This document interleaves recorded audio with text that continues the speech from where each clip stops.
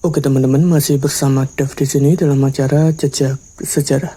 Kali ini aku sedang berkunjung ke Candi Barong dan aku akan memposisikan sebagai orang yang pertama kali berkunjung ke daerah ini dan menunjukkan pada kalian seperti apa keanehan yang aku temui di sini. Kita akan pergi ke sana dan melihat ada apa di sana. Yuk ikuti.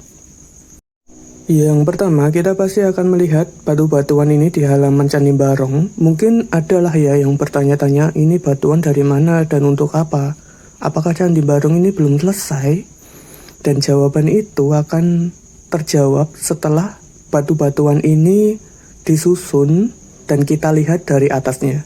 Jadi seperti ini. Nah, setelah kita lihat dari atas, kita tahu bahwasannya batu-batuan ini bukan merupakan bagian dari Candi Barong itu sendiri. Bisa dilihat dari situ, itu ada lingkaran. Lingkaran ini merupakan bagian dari stupa Dawangsari yang ada di samping dari Candi Barong itu sendiri. Jadi, ini merupakan proses pemugaran yang dilakukan untuk menyempurnakan stupa Dawangsari itu sendiri. Sudah terjawab ya sampai sini bahwa batu-batuan itu bukan merupakan bagian dari Candi Barong itu sendiri. Karena Candi Barong sudah fix dan sudah selesai pemugarannya, tidak akan ada tambahan-tambahan lainnya. Yang wajib kita tunggu ialah kemegahan dari stupa Dawangsari itu sendiri, karena sekarang pemrosesannya itu sudah mulai tahap pemugaran. Ya walaupun masih 1% atau 2% wajib kita tunggu. Selanjutnya kita akan melihat parit yang cukup tinggi. Awalnya aku juga akan berpikir bahwa ini kok aneh sih, kok tinggi banget. Dan kalau kita sudah pergi ke sekitar sini, itu pasti akan tahu Candi Ijo, Candi Ratu Boko itu strukturnya hampir sama dengan Candi Barong ini. Ada kemungkinan memang candi ini dibangun atau diarsiteki oleh satu orang dan masa pembangunannya pun kemungkinan hampir sama. Kalian akan sadar kalau sudah berkunjung ke dua tempat yang aku sebutkan tadi, bahwa parit ini hampir sama bentuk dan strukturnya, juga desainnya. Di sini juga ada beberapa step atau apa ya namanya ya, seperti ada anak tangga gitu, ada lapangan-lapangan yang semakin ke atas semakin menuju ke candi utamanya. Nah, ini merupakan konsep punden berundak, dimana setiap kita naik satu level itu biasanya akan lebih suci ya. Nah, anomali atau kejanggalan selanjutnya itu waktu kita akan menaiki ke level yang kedua, di mana kita akan menaiki tangga yang cukup besar nih. Pasti akan ada yang bertanya-tanya, ini kenapa tangga yang ada di sini ini cukup lebar? Kayak seperti beda aja gitu sama candi-candi yang lain, di mana candi yang lain itu tangganya itu kecil-kecil dan mepet sekali dengan badan. Di sini tuh tangganya cukup lebar, di mana kita bisa rombongan untuk naik bersama-sama. Seperti memang didesain khusus di sini lebar gitu. Dan jawabannya akan terjawab waktu kita sudah naik sampai di lantai yang kedua. Setelah kita naik, itu seperti ada tangga kecil lagi. Dan itu kemungkinan adalah ada semacam gapura kecil untuk masuk ke bagian lantai yang kedua ini. Dimana lantai kedua ini merupakan seperti lapangan gitu, tempat berkumpulnya jemaah-jemaah. Itu kenapa tangganya dibuat lebar, agar para jemaah yang mau bersembahyang di sini itu enggak mengantri terlalu lama atau menunggu terlalu lama, agar bisa masuk ke lantai yang kedua ini.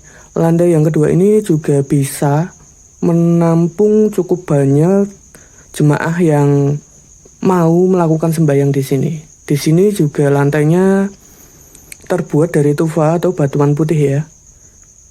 Wow, cukup luas ini. Kira-kira muat berapa orang ya ini ya? Kalau semuanya full. Bisa membayangkan masa kejayaan candi ini aja aku sudah merinding, apalagi di lapangan ini terdapat jamaah yang cukup banyak dan berkumpul di satu tempat. Dan kita akan melihat keanehan selanjutnya. Sekarang kita bisa melihat kedua candi yang ada di atas sana. Pasti ada yang bertanya-tanya, kenapa candi ini nggak simetris, nggak berada di tengah-tengah. Nah, itu candi yang berada di tengah itu merupakan candi induk, di mana candi induk selalu berada di poros dari bangunan candi itu sendiri. Sebelum kita membahas lebih lanjut lagi, kita masuk dulu lah. Ini baru namanya tangga masuk ke bangunan utama sebuah candi, di mana tangganya ini memang kecil ya. Inilah ciri khas dari candi itu sendiri, lorongnya pun juga kecil. Di sini kita akan disucikan oleh Kalaki Trimuka yang ada di bagian pintu masuknya. Nah, bangunan candi yang ada di tengah ini merupakan induk candinya. Jadi bisa kalian bayangkan, di sekelilingnya ini juga terdapat pagar pembatas ya, agar pengunjung itu kalau banyak itu nggak jatuh, atau sebagai pengaman candinya juga. Sebagai poros dari candi itu sendiri, candi utamanya ini sebenarnya menghadap ke barat, dan candi pengiringnya yang satunya itu menghadap ke candi utama. Walaupun kita tidak tahu ya, karena tidak ada pintu masuknya, namun kita bisa identifikasi kalau ini candi utama dan sebelahnya itu candi perwaranya dari pusat atau bagian tengah candi itu sendiri. Ini sama seperti di Candi Sambisari, di mana pusatnya itu memang candi utama dan candi perwaranya itu agak geser ke bagian barat. Di sini candi utamanya juga dihiasi oleh ornamen yang tidak dimiliki oleh candi perwaranya. Ornamen yang khas inilah juga salah satu yang membedakan candi utama dengan candi perwaranya. Semisal kalian juga ada pertanyaan, kenapa ornamennya ini ada yang kosong mas, apakah belum selesai? Tidak ya, ini yang kosong-kosong seperti ini merupakan batuan pengganti. Kita bisa melihat di sini ada titiknya. Nah, itu penanda bahwa batuan ini adalah batuan pengganti dan tidak boleh kita ukir sama seperti yang ada di samping-sampingnya. Kenapa nggak boleh diukir? Karena keaslian atau keautentikan candi ini harus dijaga ya.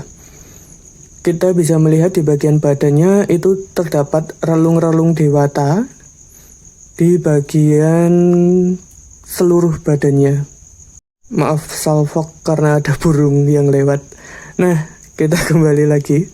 Nah, di bagian badan-badannya ini terdapat relung dewata yang dijaga oleh Kalamakara di bagian kanan kirinya. Konon katanya di bagian tengah ini ada relung atau bagian yang kosongnya. Kita nggak tahu bagian tengahnya ini ada apanya. Di bagian selatan ada relung dewatanya juga, dan ini ada ukiran kulit kerang. Nah, itu di setiap sisi bagian badan ya, ada kulit kerangnya. Jika ada yang bertanya kenapa di candi ini nggak ada lingga yoninya, karena candi ini merupakan candi Hindu Wisnu ya, tapi nggak tahu nih istilahnya itu apa, maaf masih awam nggak tahu. Yang jelas di sini penganut kepercayaan untuk menyembah Dewa Wisnu. Ukiran kerang ini bukan hanya ada di candi utamanya saja, melainkan ini berada di candi Perwara, Di sini juga ada ukiran kerang. Kalau aku asumsikan sih ini seperti gambaran Dewa Wisnu yang membawa kerang di tangan kirinya. Kalau nggak salah sih tangan kiri ya.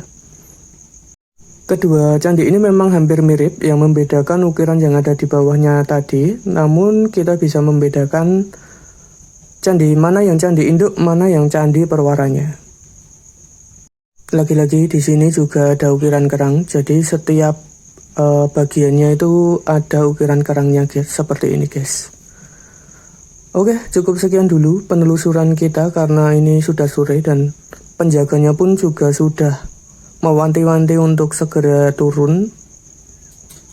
Gimana? Apa kalian juga melihat keanehan-keanehan yang serupa, dan apakah video yang aku buat ini bisa menjawab dari apa kejanggalan yang kalian lihat di sini? Semoga membantu kalian dalam mengeksplor sebuah candi ya. Bahwa setiap keanehan yang ada di candi itu ada maksud, tujuannya, dan juga ada makna di baliknya. Kita bisa menyingkap misterinya itu di sini.